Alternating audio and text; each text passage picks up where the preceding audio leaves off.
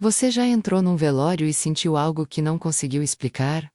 Um peso no peito, um frio que não era do ar-condicionado, uma vontade estranha de sair daquele lugar, o mais rápido possível. E nem sabia por quê. Eu sei o que era. Eu estava lá, não como parente, não como amigo, eu estava lá como parte de algo que a maioria das pessoas nunca vai querer acreditar que existe. E é exatamente por isso que eu preciso falar. Durante anos, velórios foram para mim o que feiras são para vendedores. Ambientes de trabalho, lugares de colheita, enquanto famílias choravam, enquanto crianças apertavam a mão da mãe, sem entender o que estava acontecendo. Enquanto pastores oravam na beira do caixão, eu estava operando num nível que nenhum olho natural conseguia enxergar. Hoje eu estou do outro lado, e o que eu vou confessar aqui vai mudar a forma como você olha para um funeral para sempre. Não estou aqui para causar medo, estou aqui porque silêncio custa vidas.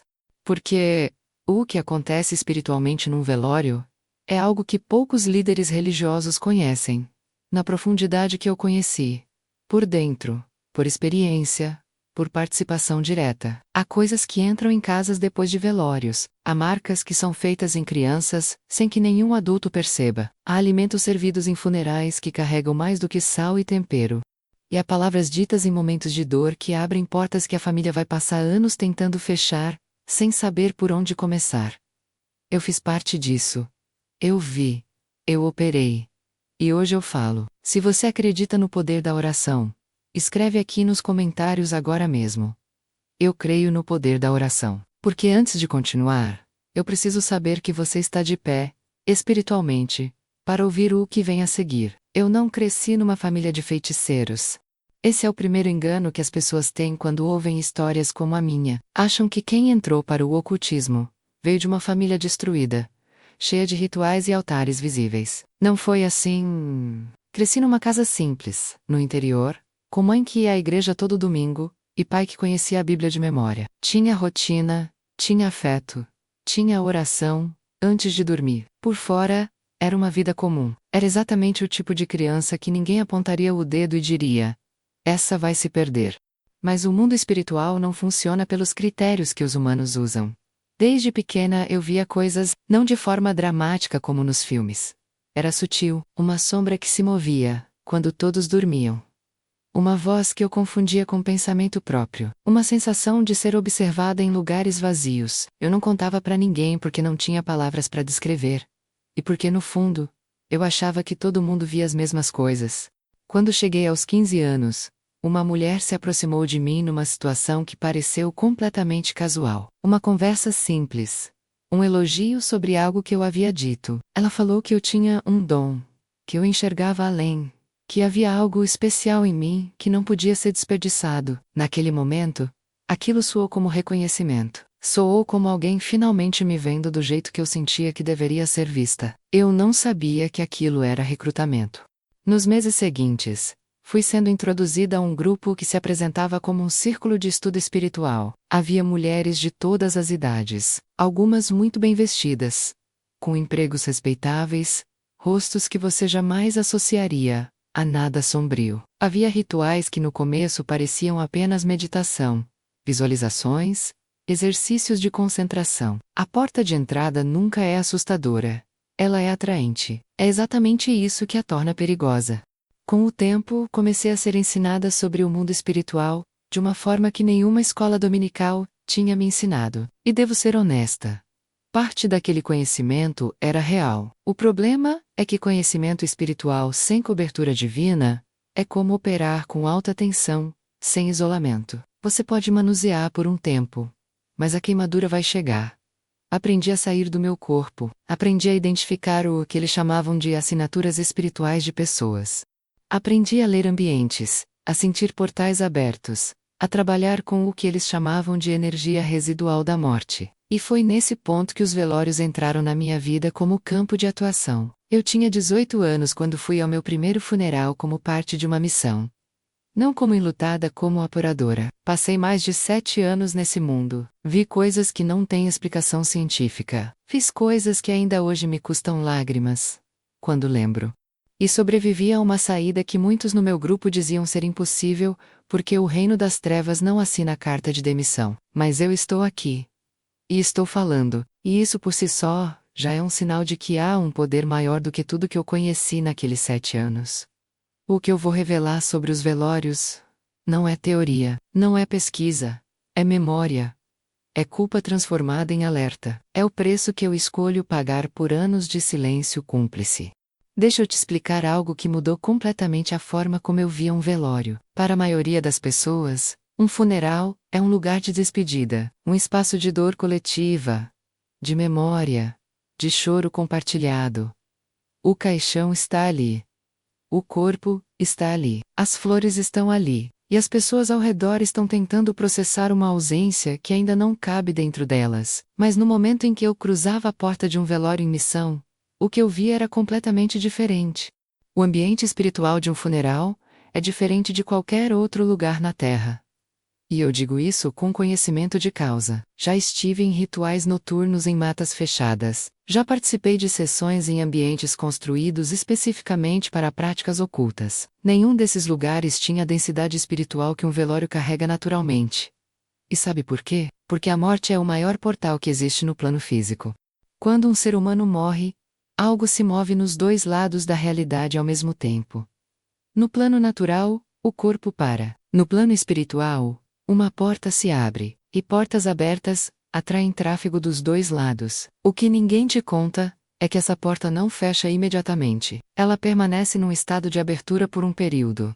E é exatamente nesse período que acontece o velório. Ou seja, enquanto a família está reunida chorando, enquanto o corpo está exposto, aquela porta está aberta. E tudo que transita pelo mundo espiritual sabe disso. Aprendi dentro do grupo que o corpo humano depois da morte não é apenas matéria orgânica em decomposição. Ele ainda carrega o que chamávamos de impressão vital, uma espécie de registro energético de tudo que aquela pessoa foi em vida, seus dons, sua história, seus vínculos, suas conquistas e suas dívidas espirituais. Tudo isso permanece impregnado no corpo por um tempo após a morte. E isso tem valor imenso para quem sabe como acessar.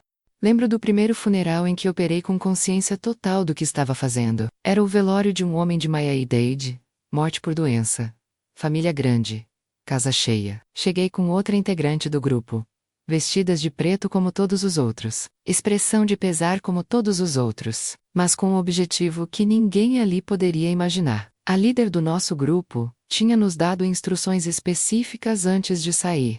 Ela disse que aquele homem tinha morrido carregando uma herança espiritual muito forte, que vinha de gerações, e que o período do velório era a janela para acessar e redirecionar o que ele carregava. Eu não questionei. Naquele tempo, questionar era fraqueza, obedecer era poder. O que eu observei naquele velório me marcou de um jeito que nem o tempo apagou. Vi pessoas que chegaram bem e foram saindo com uma sombra no rosto que não estava lá antes. Não estou falando de tristeza normal. Tô falando de algo que se instalava, que mudava a postura, que pesava nos ombros de forma visível, até para os olhos naturais. Embora ninguém soubesse nomear o que estava vendo, vi uma criança de aproximadamente 4 anos que estava no colo da avó perto do caixão. A criança estava tranquila quando chegou. Em menos de 20 minutos, começou a chorar sem parar. Um choro diferente, agudo, desesperado, sem motivo aparente. A avó tentava acalmá-la, achando que era o ambiente pesado, afetando a sensibilidade da menina.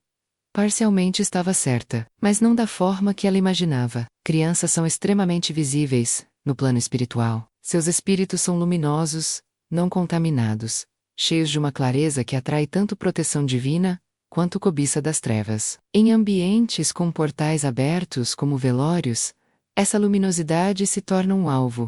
Aprendi dentro do grupo que uma criança exposta sem cobertura espiritual num ambiente de morte pode ser marcada de formas que vão se manifestar anos depois. Pesadelos recorrentes.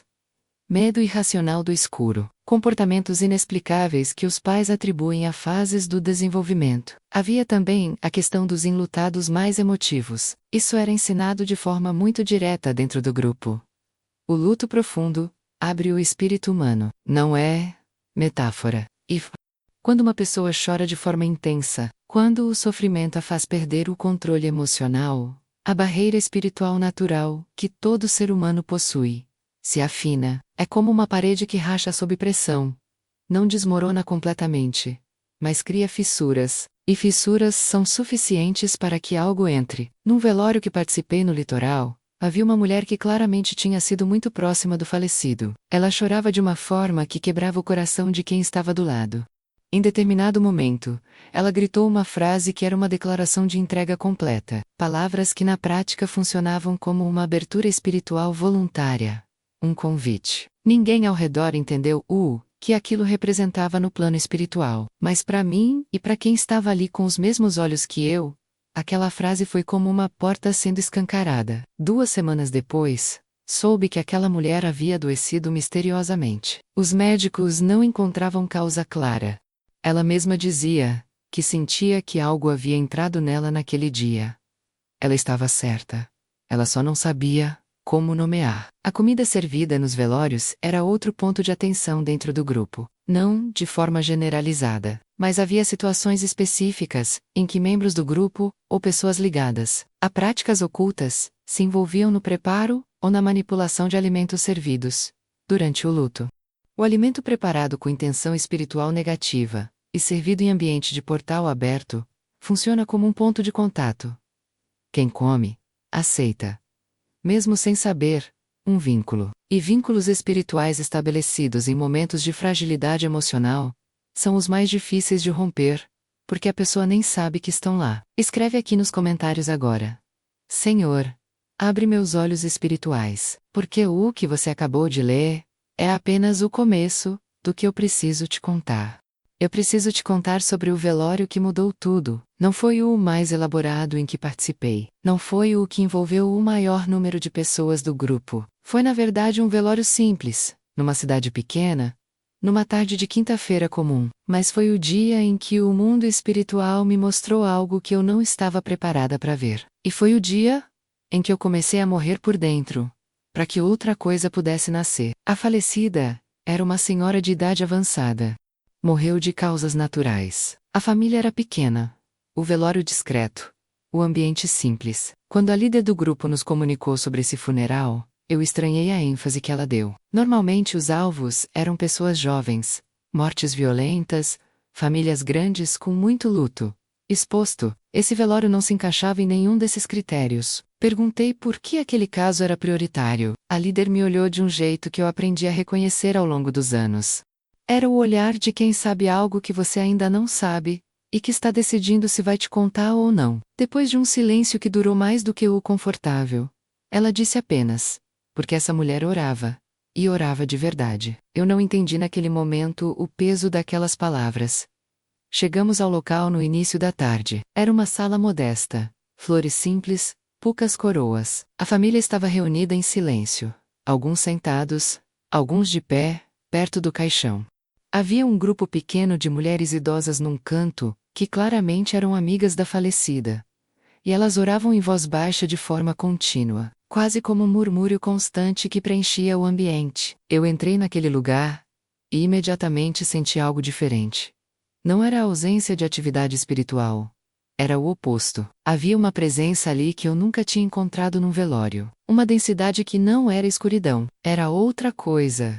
Algo que eu não tinha vocabulário para nomear naquele tempo porque o meu vocabulário espiritual havia sido construído inteiramente dentro das trevas. Eu só conhecia os nomes das coisas sombrias. Aquilo que senti naquele velório não tinha nome no meu repertório. Minha companheira de missão se aproximou de mim e sussurrou que estava sentindo dificuldade de operar. Eu disse que estava sentindo o mesmo. Havia como que uma resistência invisível, como tentar caminhar dentro da água. Cada movimento espiritual que tentávamos fazer encontrava uma barreira que não era agressiva, não nos atacava, mas simplesmente não cedia. Então me aproximei do caixão, e o que eu vi me parou completamente. No plano espiritual, o corpo daquela senhora estava envolto em algo que nos nossos 7 anos de treinamento nunca tínhamos visto de tão perto e de forma tão intensa. Era como se houvesse fogo que não queimava ao redor daquele caixão, não chamas visíveis aos olhos físicos. Mas no plano espiritual, era inconfundível, uma barreira de luz que irradiava calor, e que tornava impossível qualquer aproximação com intenção negativa. Eu recuei, instintivamente, e foi nesse momento que eu vi. Não foi um som audível aos ouvidos físicos, foi algo que atravessou meu espírito de uma forma que não tenho palavras humanas para descrever com precisão. Uma voz, não assustadora, não agressiva, mas com uma autoridade que fez tudo dentro de mim parar ao mesmo tempo. Uma autoridade que eu nunca tinha encontrado em nenhuma entidade, em nenhum ritual, em nenhum dos 7 anos que passei dentro do ocultismo. A voz disse apenas: até aqui. To us. Mas o peso delas foi como se o chão espiritual inteiro tivesse se movido. Minha companheira me puxou pelo braço porque viu que eu havia ficado paralisada. Do lado de fora ela perguntou o que havia acontecido. Eu não consegui responder, minha voz não saía. Algo tinha mudado dentro de mim naquele instante. E eu ainda não sabia o que era. Na reunião do grupo naquela noite, a líder perguntou como havia sido a operação. Minha companheira disse que o ambiente estava protegido e que não havia sido possível trabalhar. A líder não demonstrou surpresa. Ela disse que esperava isso, que algumas mortes chegam cobertas, que pessoas que constroem uma vida inteira de oração genuína criam uma proteção que permanece ativa, mesmo depois da morte. Que o espírito de uma pessoa assim não fica confuso na hora da partida. Que ele sabe exatamente para onde vai, e que onde há certeza espiritual, não há portal de confusão para ser explorado. Depois ela me olhou diretamente e disse: você foi longe demais no caixão. Eu sei o que você ouviu. Cuidado. Aquilo me aterrorizou de um jeito diferente de tudo que eu havia sentido antes. Não era o medo das trevas que eu já conhecia. Era outro tipo de medo. Era o medo de quem começa a perceber que esteve do lado errado por muito tempo. E que o lado certo é real demais para continuar sendo ignorado. Nos dias seguintes, eu não conseguia operar normalmente. A projeção astral, que era algo que eu fazia com facilidade havia anos, passou a encontrar resistência. Era como se alguma coisa estivesse segurando meu espírito, dentro do meu próprio corpo. As reuniões noturnas do grupo, que aconteciam no plano espiritual, passaram a me causar uma sensação física de queimação, que não tinha explicação natural. A líder percebeu minha instabilidade e me convocou para uma conversa privada. Ela disse que eu havia sido tocada por algo naquele velório, e que precisava fazer uma escolha rápida, que o grupo não podia manter alguém que havia sido marcada pela luz, porque essa pessoa se tornava um risco para as operações.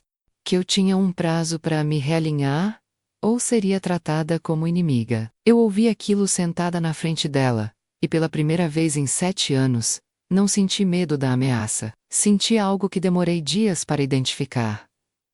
Depois entendi o que era: alívio, como se uma parte de mim que havia sido enterrada muito fundo, tivesse ouvido aquela ameaça e respirado fundo pela primeira vez, em anos. Como se a possibilidade de saída, mesmo que aterrorizante, fosse melhor do que a certeza de continuar. Mas saída do ocultismo não é como pedir demissão de um emprego. O reino das trevas não tem processo de desligamento, não tem aviso prévio, não tem carta de rescisão. Quando você tenta sair, a guerra começa de verdade. E eu estava prestes a descobrir isso na pele. As semanas seguintes foram as mais violentas da minha vida espiritual. Ataques noturnos que me deixavam com marcas físicas ao acordar. Vozes que tentavam me convencer de que o que havia ouvido naquele velório havia sido uma ilusão. Visões perturbadoras durante o dia. Isolamento progressivo porque as pessoas ao meu redor começaram a se afastar sem conseguir explicar porquê, como se algo ao redor de mim as repelisse. Mas no meio de tudo isso, uma coisa permanecia: a memória daquela voz, Dois Polevras, uma autoridade que nenhuma treva tinha conseguido apagar nos dias seguintes, por mais intensa que fosse a pressão. E eu me agarrei àquela memória, como alguém que está se afogando se agarra a qualquer coisa sólida que encontra. Até aqui, eu não sabia ainda tudo o que aquelas 2 palavras significavam, mas sabia que eram reais, e que vinham de algum lugar que era mais alto do que tudo o que eu havia conhecido nos 7 anos anteriores, e que esse lugar estava de alguma forma me olhando. Eu não fui buscar a igreja. A igreja, de certa forma, veio até mim, não de forma sobrenatural dramática. Foi simples. Foi quase sem graça do ponto de vista de quem esperaria um testemunho cheio de visões e trovões. Foi uma tarde comum, uma rua comum, E uma porta aberta com música saindo por ela. Eu passava por aquela rua. Havia semanas sem entrar. Ficava do lado de fora às vezes. Não por curiosidade espiritual, mas porque meu corpo simplesmente parava, como se os pés não obedecessem à ordem de continuar andando, quando chegavam naquele ponto. Eu atribuía isso aos ataques. Achava que era mais uma forma de perturbação. Demorei para entender que era o oposto. Naquela tarde entrei. Não era um templo grande, era uma congregação pequena. Cadeiras simples. Parede sem ornamento. Um grupo de pessoas que claramente não tinham o menor glamour religioso. Não havia nada ali que impressionasse os olhos, mas quando eu cruzei aquela porta, algo no meu peito fez um movimento que eu não sabia descrever. Como se algo que estava comprimido há anos tivesse encontrado de repente 1 milímetro de espaço para respirar. Eu me sentei no último banco.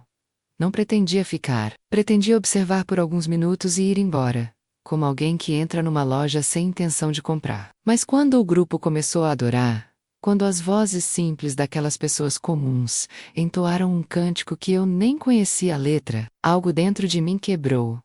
Não foi gradual. Foi súbito, comover. Eu comecei a chorar sem entender por quê. E não era o choro que eu conhecia, o choro performático que usava nos velórios para me misturar aos enlutados. Era outro choro. Vinha de um lugar que eu havia fechado tanto tempo atrás, que eu havia esquecido que existia. Vinha daquela menina de 15 anos, que havia recebido um elogio de uma mulher, desconhecida e confundido. Recrutamento com reconhecimento. Vinha de 7 anos de coisas que eu havia feito e visto, e que nenhuma quantidade de ritual conseguia lavar de dentro. Uma mulher se aproximou e simplesmente colocou a mão no meu ombro. Não disse nada. Não perguntou nada. Só ficou ali. E aquele gesto simples, aquele contato humano sem agenda, sem missão, sem intenção oculta, foi mais poderoso do que qualquer coisa que eu havia experimentado em 7 anos de ocultismo. Eu desmoronei completamente. O que aconteceu a seguir foi o que dentro da linguagem cristã se chama de libertação. Mas eu quero te contar como foi por dentro, não como conceito, não como doutrina, mas como experiência vivida no corpo e no espírito. Havia coisas dentro de mim. Não é metáfora. Presenças que haviam se instalado ao longo dos anos, algumas desde os primeiros rituais, outras mais recentes, todas com peso, e voz, e personalidade própria. Quando a oração começou ao meu redor, essas presenças reagiram.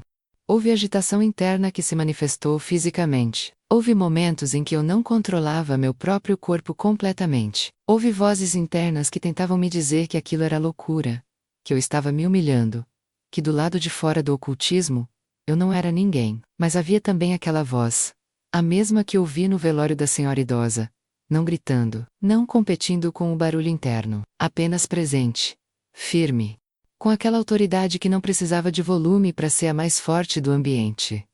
O processo não foi rápido, não foi numa noite. Foram semanas de acompanhamento, de oração, de momentos em que eu achava que estava bem, e então, algo emergia novamente. A libertação profunda não é um evento único, e é um processo. E nesse processo há dor, há confronto. Há momentos em que a pessoa precisa olhar de frente para tudo que fez, e tudo que foi feito com ela, e escolher, conscientemente, soltar. O momento mais difícil não foi durante as orações. Foi quando precisei, em oração, pedir perdão por cada velório em que operei. Cada família que eu havia entrado sorrindo por fora, enquanto trabalhava contra eles por dentro. Cada criança que eu havia visto ser marcada, e não havia feito nada. Cada pessoa que havia comido alimento, comprometido sem saber. Cada enlutado que havia tido seu luto explorado como janela de acesso. Isso foi a parte mais pesada. Não a batalha espiritual.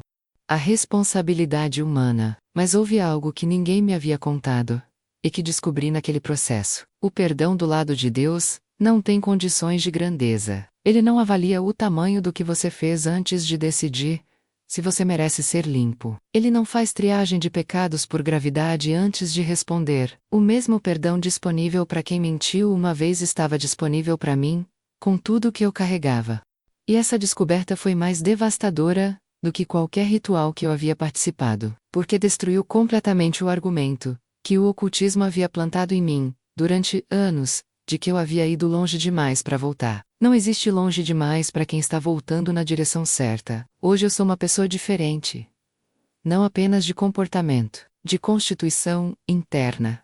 O silêncio espiritual que experimento agora, a ausência de vozes que competem, de sombras que se movem, de pressões noturnas, esse silêncio foi a coisa mais estranha e mais preciosa que já experimentei. Porque quando você vive anos num ambiente espiritual barulhento e turbulento, o silêncio parece errado no começo. Você fica esperando o próximo ataque, a próxima perturbação, a próxima presença se anunciando. E quando percebe que o silêncio não vai embora, que a paz não é temporária, algo dentro de você finalmente acredita que é real. Se você está ouvindo minha história e sente que há algo na sua vida que não deveria estar lá, algo que entrou num momento de dor, num velório, numa fase de luto profundo, numa época em que você estava vulnerável e sem cobertura espiritual, eu preciso te dizer, com toda a clareza, que tenho a saída. Não importa o tamanho, não importa o tempo, não importa o que você fez ou o que foi feito com você. Compartilhe esse testemunho agora com alguém que você sabe que precisa ouvir isso, porque essa mensagem não chegou até você por acidente. Agora, eu quero falar diretamente com você, não com quem já viveu algo parecido com o que eu vivi, não apenas com quem tem histórico de envolvimento com o ocultismo. Quero falar com quem vai a velórios, sem pensar duas vezes, com quem leva filho pequeno, porque não tem com quem deixar. Com quem come o que é servido porque seria indelicado recusar, com quem chora sem freio. Porque a dor é genuína. E ninguém nunca explicou que existe uma forma de chorar, sem se abrir espiritualmente para o que não deve entrar. Eu não estou aqui para criar paranoia. Estou aqui para criar consciência. Existe uma diferença enorme entre as duas coisas. Paranoia paralisa, consciência protege. Então deixa eu te ensinar o que aprendi, não mais pelo lado das trevas, mas pelo lado da luz, sobre como transitar em ambientes de morte, sem sair de lá, carregando o que não era seu. A primeira coisa é a mais simples e a mais ignorada. Ore antes de sair de casa. Não estou falando de uma oração longa, elaborada, com vocabulário teológico sofisticado. Estou falando de uma conversa direta com Deus, antes de entrar num ambiente que você já sabe que é espiritualmente denso. Algo tão simples quanto: Senhor, eu vou a esse lugar coberto pelo teu sangue. Nada que não venha de ti entra em mim. Nada que não seja teu sai desse lugar comigo. Isso não é superstição, é posicionamento espiritual. É você declarar conscientemente de qual lado você está, antes de entrar num campo onde os dois lados estão ativos. Eu vi durante anos a diferença que isso faz. Os alvos mais fáceis em velórios eram sempre as pessoas que chegavam completamente no automático espiritual. Entravam sem pensar, ficavam onde todo mundo ficava, faziam o que todo mundo fazia, saíam sem processar nada. Não havia intenção espiritual consciente em nenhum momento, e a ausência de intenção consciente num ambiente de portal aberto é o mesmo que deixar a porta de casa aberta à noite, num bairro perigoso. Pode não acontecer nada, mas a vulnerabilidade é real. A segunda coisa é sobre as palavras que você fala num velório. O luto tem uma forma de arrancar frases de dentro da gente, que em outros contextos jamais diríamos. Frases que no plano emocional são expressões de dor, mas que no plano espiritual funcionam como declarações de abertura ou de entrega. Frases como: quero ir junto, não consigo viver sem essa pessoa, minha vida acabou aqui. Leva aí-o também. Eu entendo que essas frases vêm da dor mais genuína que existe. Não estou julgando quem as diz. Estou alertando sobre o peso espiritual que elas carregam num ambiente onde há entidades ativas, coletando exatamente esse tipo de declaração. Palavras ditas em estado de colapso emocional num ambiente de portal aberto têm um poder que vai além do momento. Cuide do que você declara sobre a sua própria vida, dentro de um velório. A terceira coisa é sobre crianças. Se você vai a um velório com uma criança pequena, cubra essa criança espiritualmente antes de entrar. Ore sobre ela. Declare proteção sobre ela. Esse é impossível. Evite levar crianças muito pequenas para perto do caixão por longos períodos. Não porque o corpo do falecido seja em si maligno, mas porque o ambiente de um velório sem cobertura espiritual é um dos mais ativos que existem. E crianças pequenas não têm ainda a estrutura espiritual para filtrar o que encontram nesses ambientes. Pesadelos que começam depois de um velório. Medo repentino do escuro em crianças que não tinham esse medo. Comportamentos inexplicáveis que surgem depois de um funeral familiar. Esses sinais merecem atenção espiritual, além da psicológica. Não estou dizendo que toda criança assustada depois de um velório foi atacada espiritualmente. Estou dizendo que essa possibilidade existe, e que oração é a resposta mais simples e mais poderosa disponível. A quarta coisa é sobre o que você come. Isso é delicado porque parece ingratidão recusar comida num momento de luto alheio. A família que preparou aquela comida fez com amor genuíno na maioria das vezes. Não estou falando de suspeitar de cada prato. Estou falando de consciência espiritual antes de comer em qualquer ambiente de vulnerabilidade. O hábito de orar sobre o alimento antes de comer não é apenas tradição religiosa, é cobertura espiritual. Uma oração simples de gratidão e consagração sobre o alimento antes de comer é suficiente para neutralizar qualquer intenção negativa que possa ter sido colocada naquele alimento, conscientemente ou não. Se você tem esse hábito, mantenha. Se não tem, comece. E no velório, seja especialmente intencional sobre isso. A quinta coisa é sobre o que você faz ao voltar para casa. A maioria das pessoas chega de um velório, tira o sapato, coloca na televisão e vai dormir. E às vezes vai dormir carregando coisas que não eram suas, sem saber, sem ter nenhuma forma de perceber o que está acontecendo. Então começa a ter sonhos perturbadores com o falecido. Começa a sentir presença no quarto. Começa a acordar pesado, sem energia, com uma tristeza que não tem explicação para além do luto normal. O hábito de orar ao chegar em casa depois de um velório é simples e poderoso. Não precisa ser longo. Pode ser algo como: Senhor, eu entrego a Ti tudo o que encontrei nesse ambiente. Qualquer coisa que não venha de Ti que tenha tentado me acompanhar, eu rejeito agora pelo nome de Jesus. Cobre minha casa, minha família, meu sono. Isso não é ritual. É higiene espiritual. Da mesma forma que você toma banho ao chegar de um ambiente físico pesado, você pode e deve fazer uma limpeza espiritual intencional ao chegar de ambientes espiritualmente densos. A sexta coisa é sobre sonhos com pessoas falecidas. Esse é um tema que gera muita confusão, porque há uma tendência natural de interpretar esses sonhos como visitas da pessoa amada, como mensagens de conforto, como presença que continua. E eu entendo o apelo emocional disso. A saudade é real. O desejo de que a pessoa ainda esteja de alguma forma presente é completamente humano. Mas é preciso discernimento. Nem todo sonho com alguém que morreu é uma visita desse alguém. Muitos são ativados por entidades que usam a imagem de quem você amava para estabelecer vínculos, para obter permissões espirituais, para manter você preso numa conexão com o mundo da morte que não deveria existir. O sinal mais claro de um sonho que não é saudável é o seguinte: você acorda pesado, você acorda com sensação de obrigação, como se devesse algo ao falecido. Você acorda com medo, você acorda com vontade de fazer alguma coisa que no estado de vigília não faria. Esses são sinais de que o sonho não veio de lugar bom. E oração antes de dormir, declaração de proteção sobre o seu sono, é a forma mais prática de fechar essa porta. E a última coisa que quero te ensinar é talvez a mais importante de tudo. A proteção espiritual não é construída na hora que você precisa dela. Ela é construída antes. Aquela senhora idosa cujo velório mudou minha vida não estava protegida naquele dia, porque alguém orou por ela naquela tarde.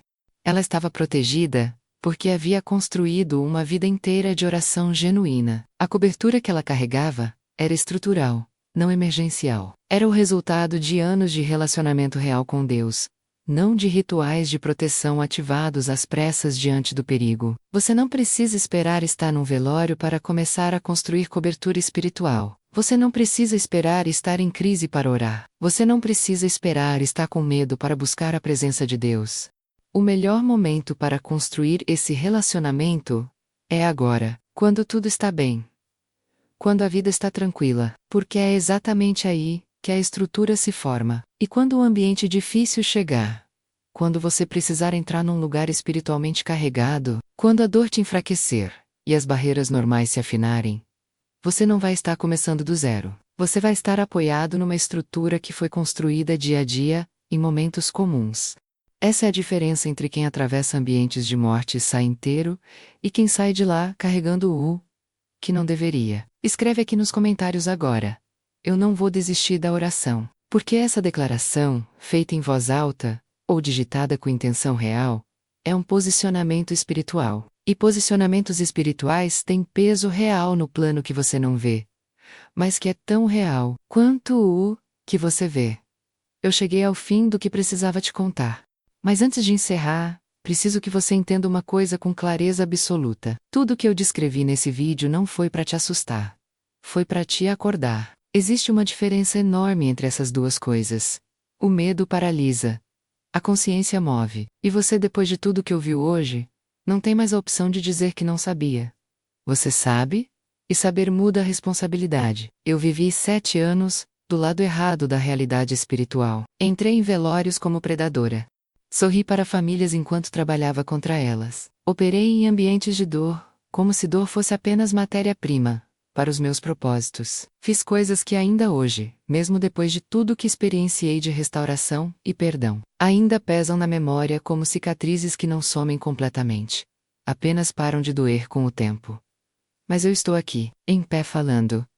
E isso não é pouca coisa, porque o reino que eu deixei não libera pessoas com facilidade. A saída que eu fiz não foi discreta. Foi uma guerra.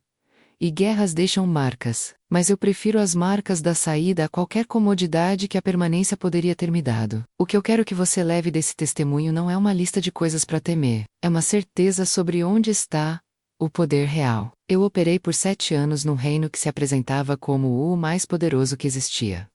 Havia demonstrações reais. Havia resultados visíveis. Havia uma estrutura hierárquica que impressionava pela organização e pela consistência. E tudo isso desmoronou diante de 2 palavras ditas, por uma voz que não precisou gritar para ser a mais poderosa do ambiente. Uma senhora idosa, simples, sem fama, sem título, sem nada que o mundo considera impressionante. Havia construído ao longo de uma vida inteira uma cobertura espiritual, tão real, tão sólida, tão genuinamente fundamentada no relacionamento com Deus, que nem a morte foi capaz de dissolvê-la. Ela morreu, e o fogo continuava. Ela foi embora, e a proteção permaneceu sobre o que havia sido dela. Isso é o que a oração real constrói. Não uma proteção emergencial ativada na hora do perigo, uma estrutura de vida que permanece mesmo quando a vida termina. E se uma mulher simples, numa cidade pequena, sem recursos extraordinários, conseguiu construir isso ao longo de uma vida comum, então você também pode. Não amanhã, não quando a situação ficar difícil, não quando o velório chegar. Agora, no dia comum que é hoje. Na rotina que parece espiritual demais para ser importante. É exatamente ali que a estrutura é construída, tiolo por tiolo, oração por oração, dia por dia. O inferno tem estratégia, tem organização, tem paciência, tem operadores treinados que sorriem para você em ambientes de dor enquanto trabalham contra tudo que você representa. Eu sei disso porque fui um deles, mas o inferno treme. Eu também sei disso. Vi o tremor, senti o recuo. Estive presente no momento em que toda a estrutura de uma operação cuidadosamente planejada desmoronou diante da cobertura espiritual de uma mulher que simplesmente havia passado a vida orando de verdade. O inferno treme quando você ora, treme quando você cobre seus filhos, treme quando você entra num ambiente pesado, consciente de quem você é e de quem está com você. Treme quando você volta para casa e faz higiene espiritual antes de dormir. Treme quando você não desiste da oração, mesmo nos dias em que ela parece não estar chegando a lugar nenhum. Eu sou prova viva de que nenhuma escuridão é permanente quando a luz decide entrar. E a luz não pede licença para entrar. Ela simplesmente entra, e o que era trevas não tem outra opção a não ser ceder. Você não está sozinho nessa caminhada. Você não está desprotegido, você não é fraco demais, pequeno demais, longe demais. Eu vim do lugar mais fundo que consigo imaginar, e fui alcançada. Se eu fui, você também pode ser. Se eu fui protegida na saída, você pode ser protegido onde está. Não durma espiritualmente. Não entre em ambientes pesados no automático. Não deixe a dor te abrir para o que não tem direito de entrar em você. Cubra seus filhos. Cuide das suas palavras. Ore antes. Ore depois. Or no mail. E quando a vida parecer pesada demais, quando o luto chegar, quando a vulnerabilidade bater, lembra do que ouviu hoje. Lembra que há um fogo que não se apaga. Que há uma voz que não precisa gritar para ser a mais poderosa do ambiente. Que há um lado da realidade espiritual, onde você pode estar de pé, coberto, inteiro e em paz. Escolhe esse lado. To those os deash. Intentional men.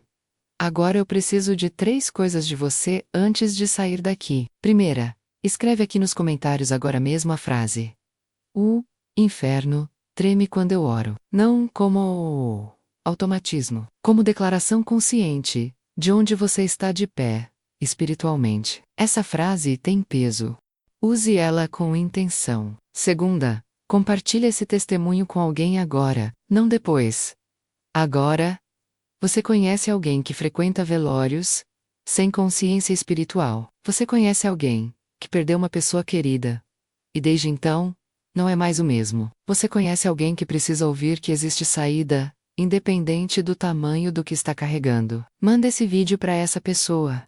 Você pode estar sendo um instrumento pelo qual essa mensagem chega a alguém que está esperando por ela sem saber. Terceira, se inscreve no canal e deixa o like agora.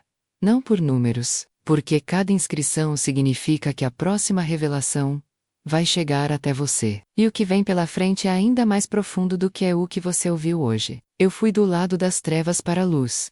E da luz, eu olho para trás sem nostalgia. Apenas com gratidão de que a voz que disse até aqui foi mais forte do que tudo que tentou me manter onde eu estava. Que ela também seja mais forte do que tudo que tenta te manter onde você não deveria estar. Até o próximo testemunho.